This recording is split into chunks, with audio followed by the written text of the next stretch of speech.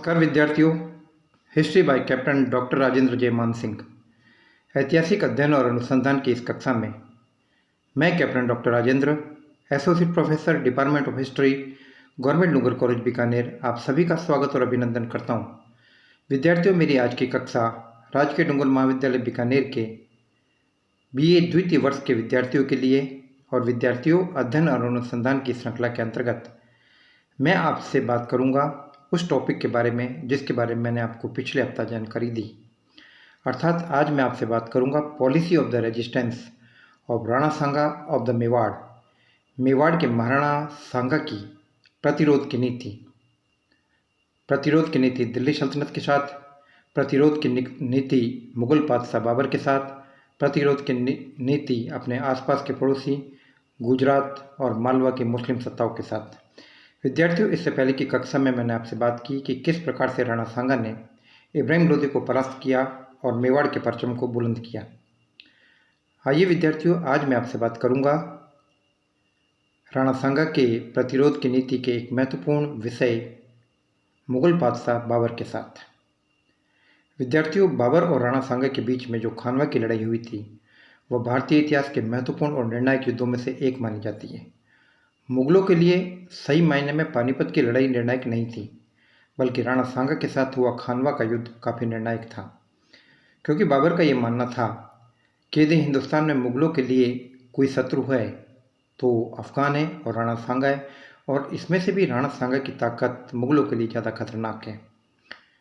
और इसका उदाहरण इसी बात से जाहिर होता है कि बाबर ने अपनी सलाहकार समिति के इस परामर्श को नज़रअंदाज करके कि हिंदुस्तान में सांगा से निपटने से पहले अफगानों से निपटना चाहिए, इसको ठुकरा दिया और उसका ये मानना था कि सांगा से निपटना पहले जरूरी है। विद्यार्थियों, बाबर उन योद्धाओं में से एक था जिन्हें एशिया के महान योद्धाओं की श्रेणी में शुमार किया जाता है। बाबर का जीवन इस बात का उदाहरण है कि व्यक्ति किस प्रकार अपनी हार से सबक ले सकता है।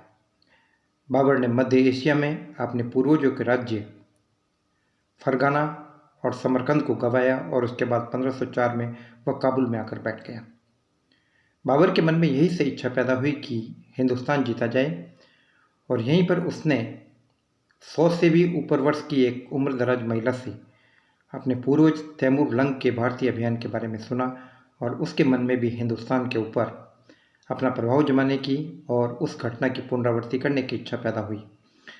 विद्यार्थियों, हिंदुस्तान की राजनीतिक परिस्थितियां उस वक्त बाबर के लिए अनुकूल थी। इब्राहिम लोदी की नीतियों के कारण उसके अफगान सरदार उससे असंतुष्ट थे और राणा सांगा के हमलों ने इब्राहिम लोदी के शासन की कमजोरियों को जग जाहिर कर दिया था। इब्राहिम के रिश्तेदार दौलत खान, आलम खान और दिलावर खान, ये वो लोग थे जो बाबर को हिंदुस्तान पर आमंत्रित करने वाले लोगों में से प्रमुख थे। तो आइए अब हम उन परिस्थितियों को जानते हैं जिनके तहत हम इस बात का अध्ययन करेंगे कि बाबर और राणा सांगा के बीच संघर्ष क्यों हुआ। विद्यार्थियों, इस बारे में काफ़ी अलग अलग प्रकार के विचार है। बाबर अपने बाबरनामा में लिखता है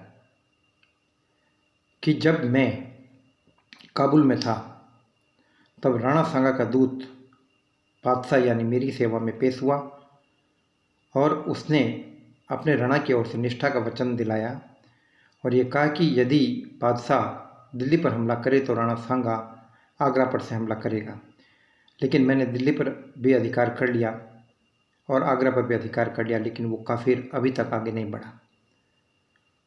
तो इस कथन को आधार बनाकर इतिहासकार रशब्रुक विलियम्स ने राणा सांगा पर बाबर के साथ विश्वासघात का आरोप लगाया।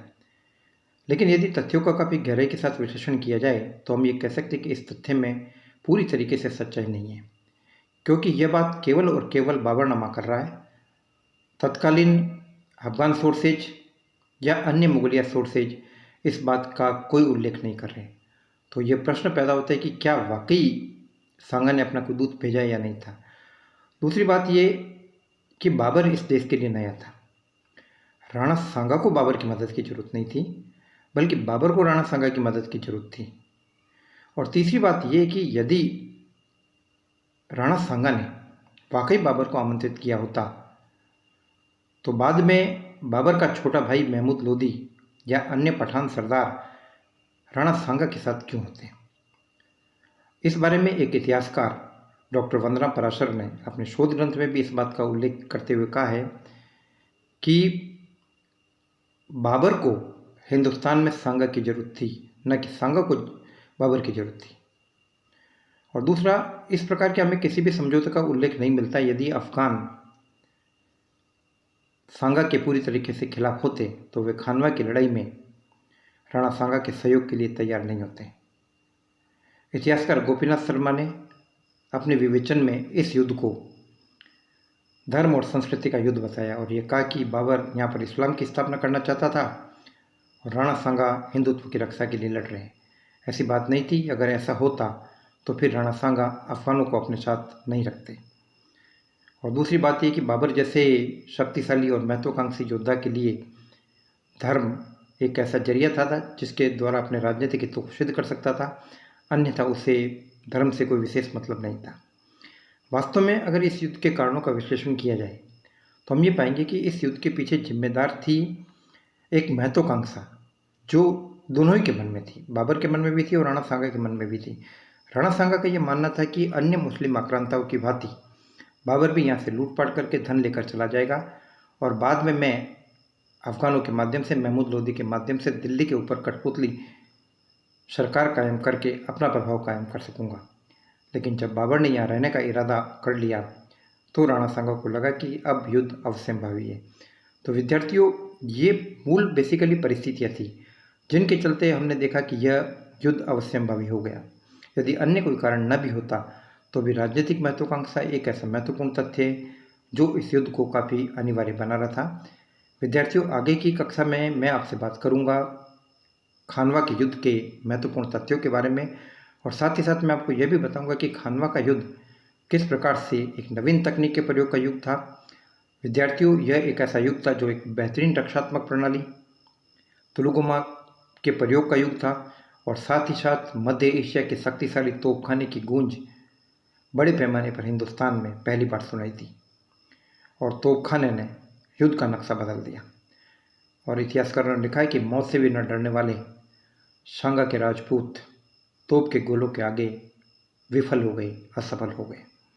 तो विद्यार्थियों, आज आगे की कक्षा में आपसे बात करूंगा खानवा युद्ध के बारे में। जय भारत, जय हिंद।